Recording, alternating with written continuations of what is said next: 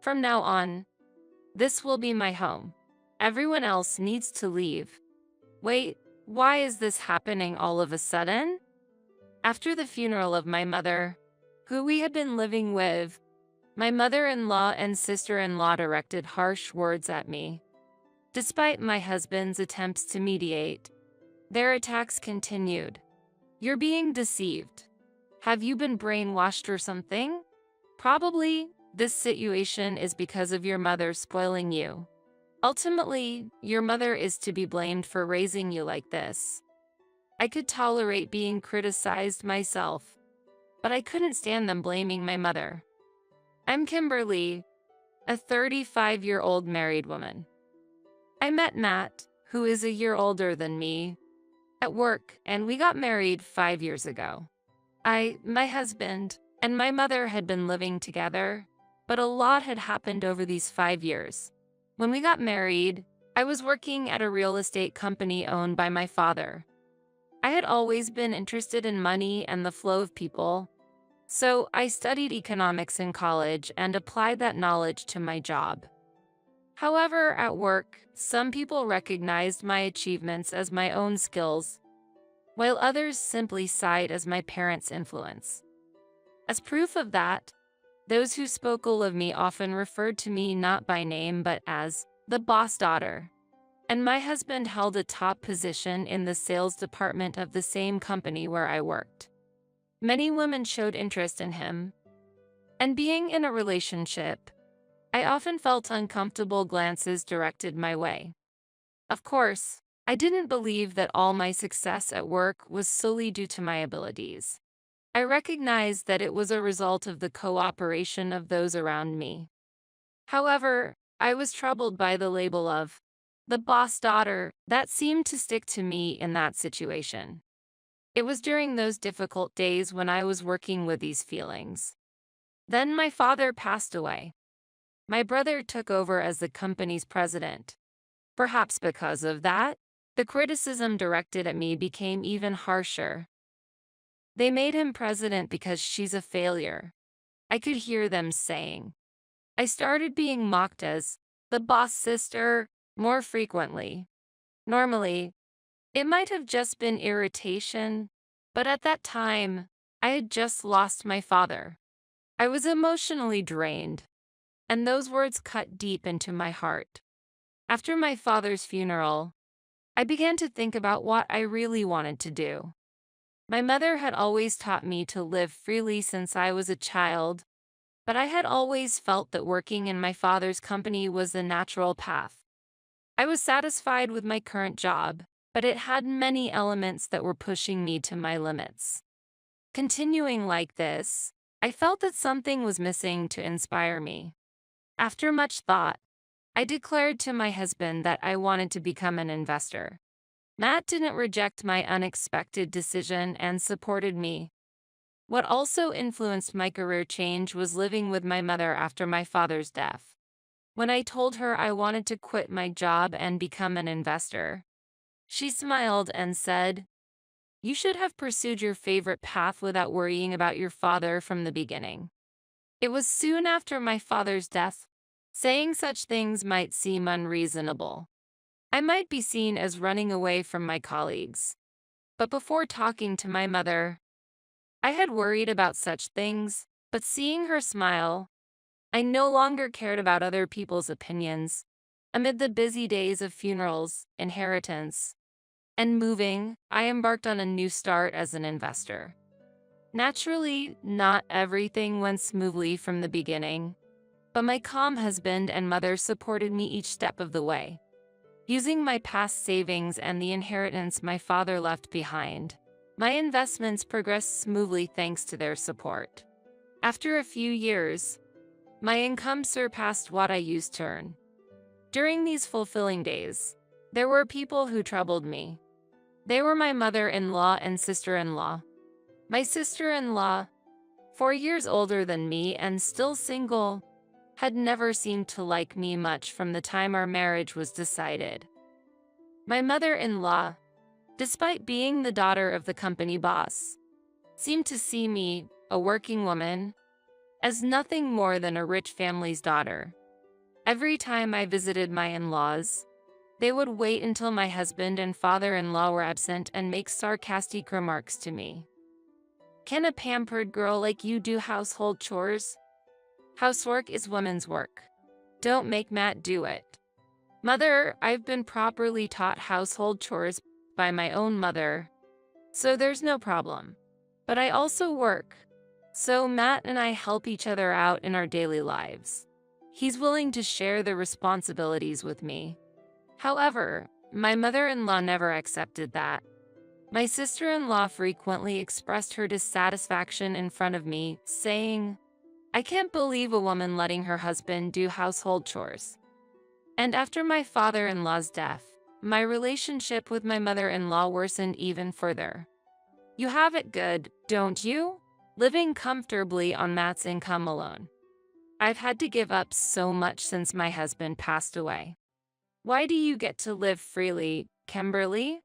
Mother, as I mentioned before, I earn an income as an investor. I'm not just relaxing at home. Despite appearances, I actually have less free time than when I was working a regular job. Still, you keep saying that while you're cooped up at home all the time. If you're so independent, you could at least give me some pocket money. You don't have children, so you're truly an incapable wife, my mother-in-law criticized. After my father-in-law passed away, my mother-in-law became fixated on money. She misunderstood my tendency to stay home as being unemployed and seemed upset by my financial stability. Nevertheless, I had no intention of providing her with money. My mother-in-law insisted that she could endure it, but every time I visited my in-laws, I noticed new luxury items. Even if I gave her money as she requested, I could easily imagine how it would be spent. I often received sarcastic remarks when visiting my in-laws, but my husband seemed unaware of how his mother and sister treated me. I liked his trusting nature, so I kept the details of his mother and sister's behavior from him. However, I had confided in my mother once.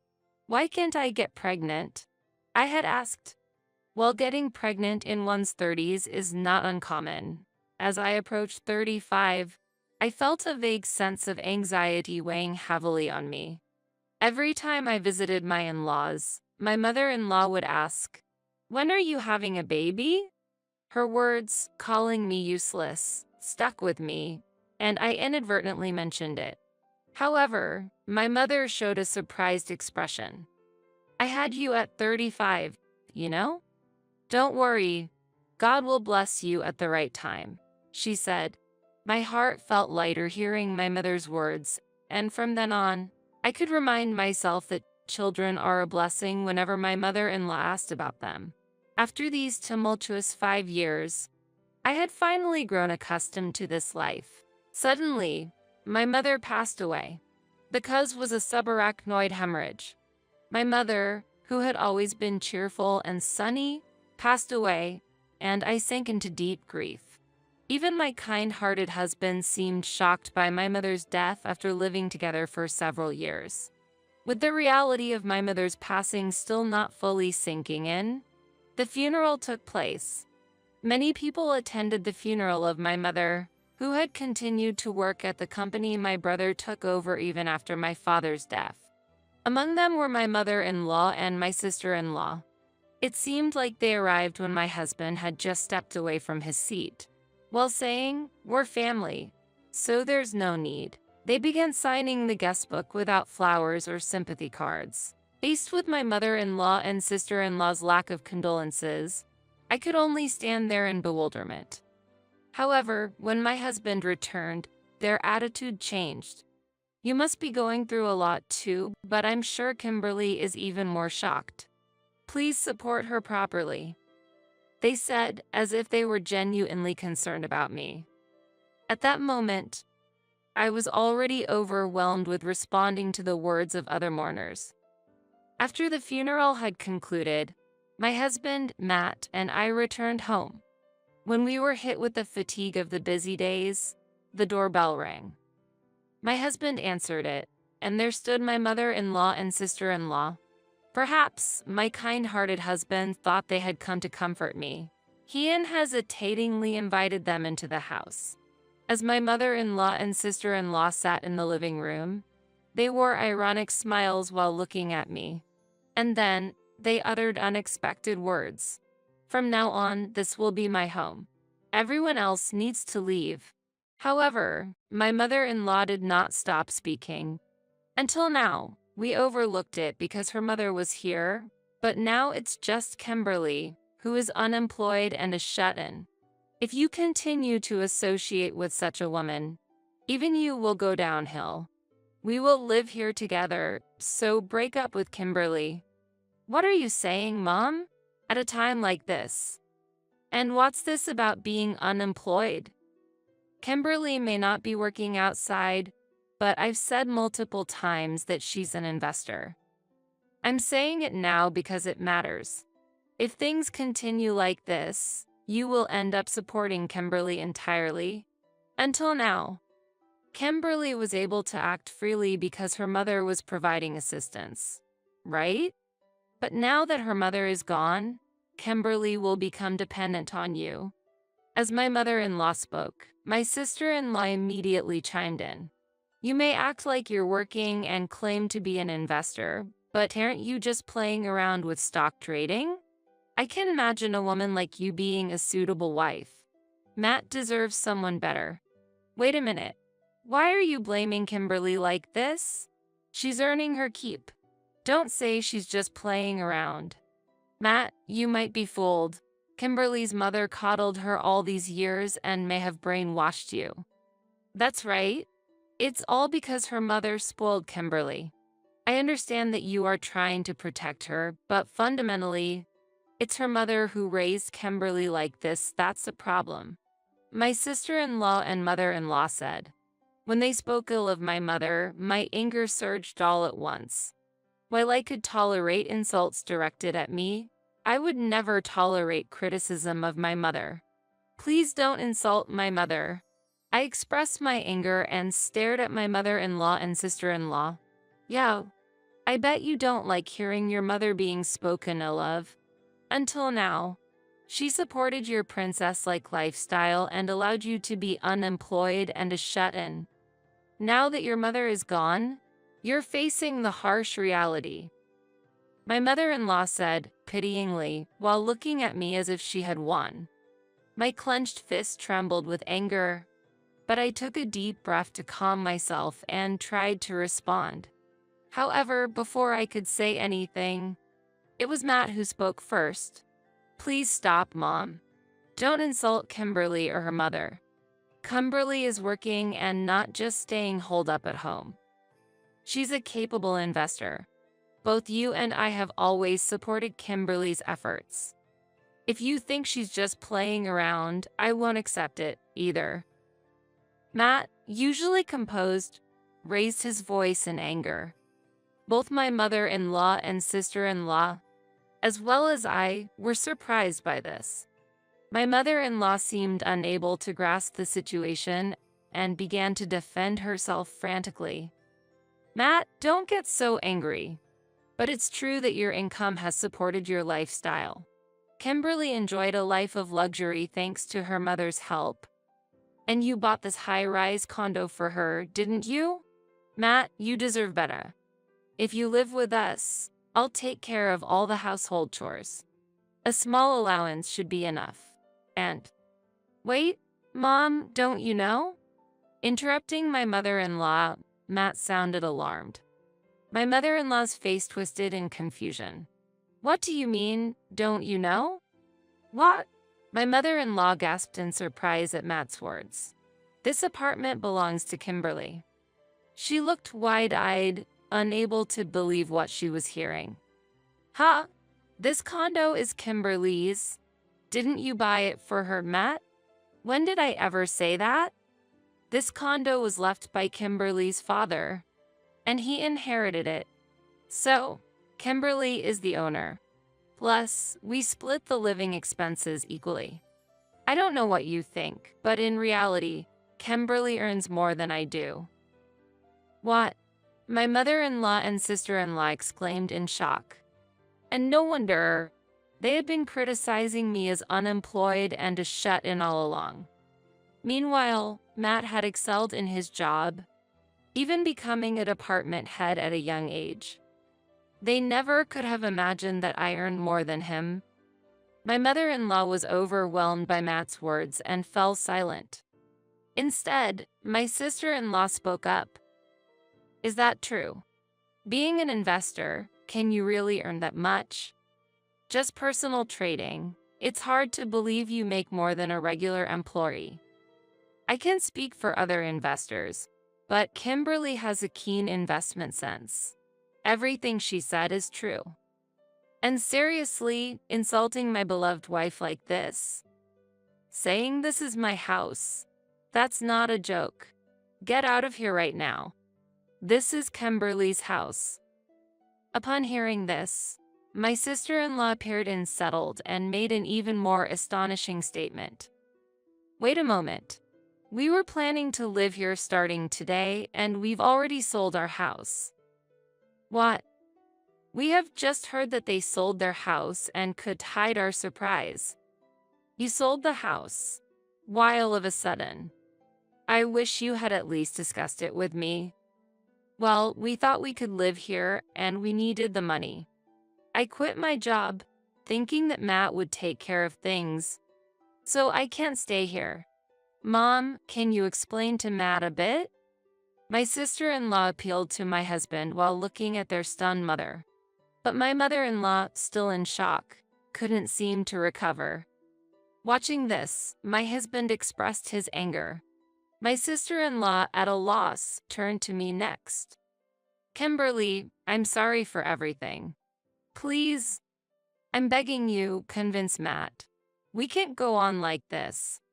If you've sold your house, you should have a substantial amount of money, right? Why can't you manage with that? I coldly brushed off my desperate sister-in-law. In response, she became angry and defensive. Don't act so high and mighty. Just because you're making money from your investments doesn't mean you can look down on me. I've had enough. Please, just be quiet, Cess. My husband's strong, angry voice drowned out my sister-in-law's. She fell silent, and my husband shot her a piercing look. Enough about the family home. You can use the money you got from selling it for your future. Please leave this place right now. Saying that, my husband escorted my mother-in-law and sister-in-law out of the house and locked the door. For a while, we could hear the doorbell ringing, banging on the door, and my sister-in-law's cries. But eventually, silence returned. A few days later, we heard from relatives that my mother-in-law and sister-in-law had moved to a modest apartment and were starting a new life together. It seems the family home didn't sell for a high price due to its poor location, but they were managing to make ends meet with the money they got. However, my sister-in-law couldn't find a stable job and quickly faced financial difficulties. She tried to rely on my husband several times, but he firmly refused. They sold all their brand name items and currently support themselves through part-time jobs. On the other hand, I was free to work as an investor without troublesome people around me. And next year, we were expecting an addition to our family. I gently stroked my growing belly, remembering my mother's words, God will grant it at the right time. Reflecting on it, I felt gratitude once again while thinking of my mother.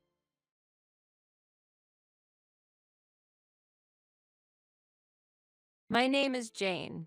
I am currently fulfilling my role as a professional while simultaneously raising my beloved only son, Paul. I have a long history of work experience and never intended to give up my career, even after getting married. Especially in my small but independent company, I have never faced a situation where my salary was reduced even after returning to work post-childbirth. During the leave I took for my son's childcare, I entrusted the management of the company to someone I trust, so I never worried about the management or progress of the business. However, the only issue that troubles me amidst my peaceful days is entirely different. It involves the presence of my mother-in-law. My husband Danny, our son Paul, and I lived together in a comfortable house. But soon after my father-in-law passed away, my mother-in-law suddenly imposed herself into our home. I assumed she would return to her own home after a short stay, but she chose to continue living with us without showing any intention to leave. When I gently inquired, "How long do you plan to stay with us?" her reaction was unexpected. She became emotional and exclaimed, "How could a heartless daughter-in-law attempt to drive out an old woman like me? After losing my beloved husband, being forced to live alone in my hometown is incredibly cruel." Danny, who had overheard part of the conversation, rushed to her side and comforted her. "Mom, it's okay. I would never kick you out, so please don't cry." After she calmed down, Danny took her to a different room. Once we were alone, he looked at me sharply and accused, "How can you say such horrible things to my mother? Do you not have a heart?" Misunderstandings might have arisen because Danny did not hear the whole conversation, but I had not forbidden my mother-in-law from living with us. As I explained, I was just asking how long you plan to stay, not that I wanted her to leave. He retorted, "Asking about the stay sounds like you want her to leave early. Can't you understand other people's feelings?" I regret using inappropriate words, but I never intended to drive her out. However, Danny, taking my mother-in-law's excessive reaction at face value, seemed to have decided I was in the wrong. I had no choice but to leave the situation as it was, making my daily life's small troubles deepen due to complex family relationships and the nuances of emotions involved. As a business owner, mother, and wife, I juggle these roles daily, trying to balance each. I wonder how long my mother-in-law plans to stay in our home. Asking her directly would likely result in her accusingly crying and appealing to Danny, so I hesitate to ask directly. Yet, when I contemplated how long she might stay, she unexpectedly announced, "I've sold my old house, so I'm moving all my belongings here," in front of the moving company truck parked outside our home, leaving me speechless. It was my day off, and I had planned to take Paul to the amusement park. However, Danny approached my mother-in-law, suggesting, "Then, today will be for sorting things out." This visit to the amusement park was a promise made long ago, eagerly anticipated by Paul, who looked disappointed when he asked, "Mom, what about the amusement park?" "Don't worry, Paul. As promised, we're going to the amusement park," I reassured him. Danny frowned and showed his dissatisfaction, asking, "Are you planning to leave the luggage unattended just for going to the amusement park?" I confidently argued, "Why should we change our plan for a family visit to the amusement park, breaking a promise to our child for sorting luggage?" I find such behavior unacceptable. The visit to the amusement park had been planned weeks in advance, with all preparations made for that day. Yet, I was not informed about the move, and when told today was the day for unpacking, I prioritized the plans already set. Nevertheless, my mother-in-law began to cry exaggeratedly, claiming Jane finds living with me uncomfortable. That's why she prioritizes her child over me. Hearing this, the movers, either feeling the situation was deadlocked or tired of my mother-in-law's exaggerated performance, quietly pointed out, "Unpacking can wait. Shouldn't promises to children take priority? And did you properly inform your wife about the move?" Upon hearing the calm comment, my mother-in-law blushed and felt ashamed. Danny, witnessing this development, did not defend her but merely looked at me intently. It appeared that Danny prioritized helping his mother with the move over our planned enjoyable family visit to the amusement park. In light of this situation, I decided to take my son, Paul, to the amusement park as previously planned. Unfortunately, this choice created a noticeable distance between my husband and me. One day, my mother-in-law said to me, "Jane, would you mind staying at home on your next day off?" I asked her why. "The truth is, I want to spend time with Paul, but since you always monopolize him, I hardly get the chance to play with him," she complained. This request came about a week after she had moved into our house without permission.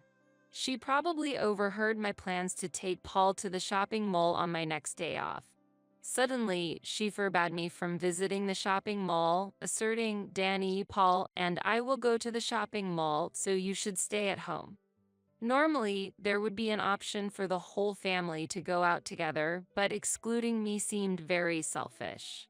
Having witnessed her previous fake crying and such behavior, I could no longer trust her words. Therefore, considering it unthinkable to leave my child with someone I couldn't trust, I suggested, "Why don't we all go out together?" Although she looked displeased, she could not directly accuse me of being mean and reluctantly agreed.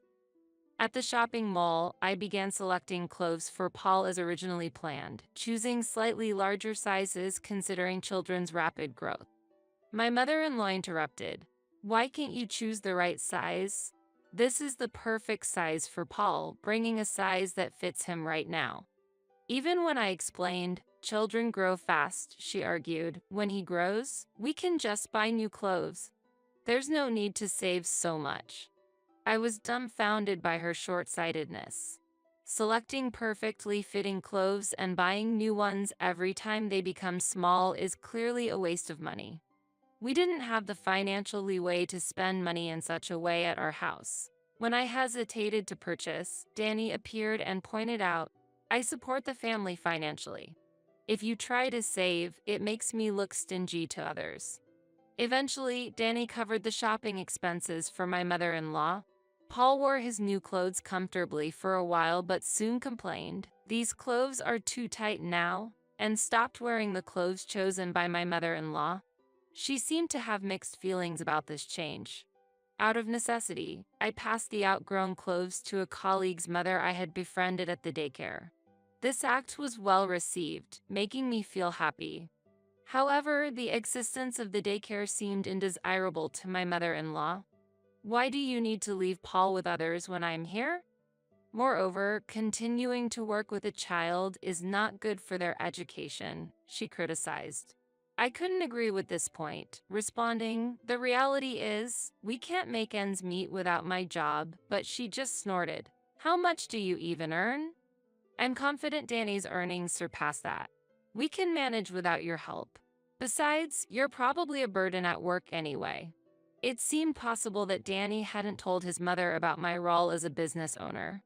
His occasional bragging nature might have led him to hide such an important fact, perhaps to avoid letting his mother know that his wife earns more than he does.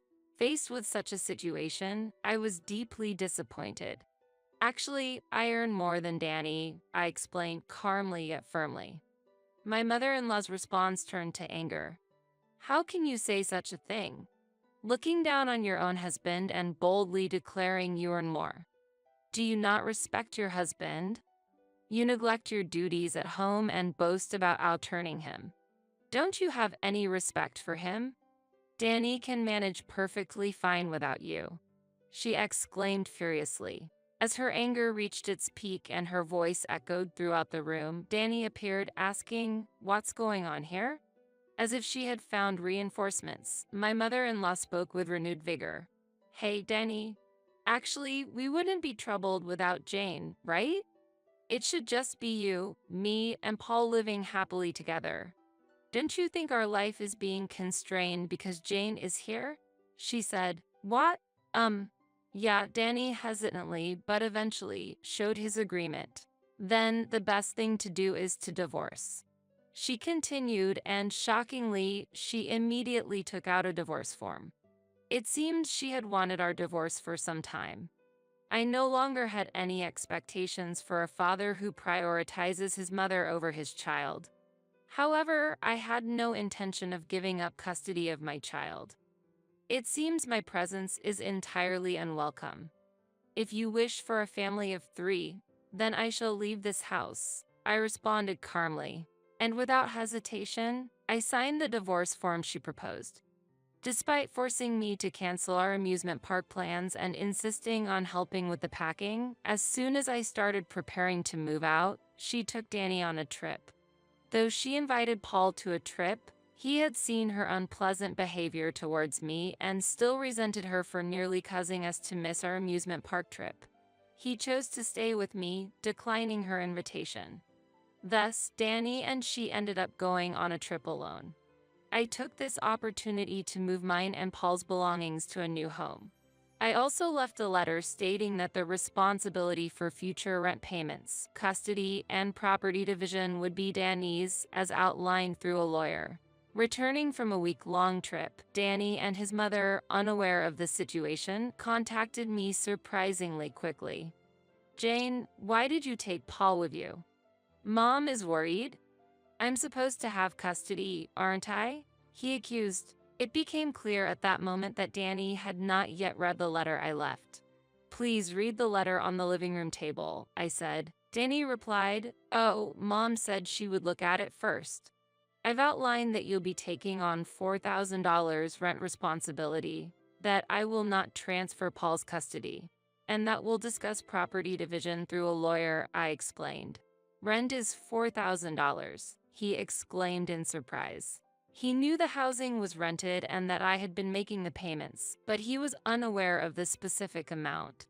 I couldn't believe he was unaware of the rent amount while managing our finances.